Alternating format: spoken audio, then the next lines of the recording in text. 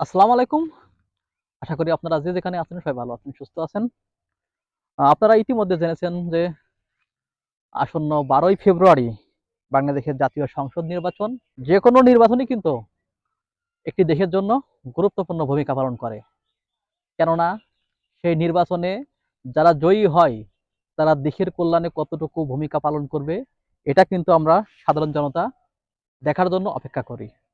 আপনার ভোট আপনি দেবেন, যাকে খুশি তাকে দেবেন। এটা আপনার ব্যক্তিগত এবং স্বাধীন মতামত।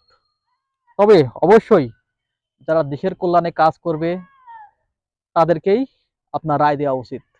একটা জিনিস অবশ্যই মাথায় রাখবেন, যারা দেশের কল্যাণে কাজ করবে, দেশকে ভালোবাসবে, আপনার বিপদে আপদে এগিয়ে আসবে, আসলে বর্তমান সময়ে কিন্তু এমন মানুষ খুঁজে পাওয়া মুশকিল। তারপরেও যারা দেশকে ভালোবাসবে, দেশের কল্যাণে কাজ করবে, আমরা তাদেরকেই বেছে নেব। আন্তর্জাতিক পর্যায়ে এই নির্বাচন কতটুকু গুরুত্বপূর্ণ ভূমিকা পালন করে সেটাও এখন দেখার বিষয়। তাই অবশ্যই আপনারা আপনাদের যোগ্য ব্যক্তিকে আপনাদের মূল্যবান ভোট দিয়ে নির্বাচিত করবেন।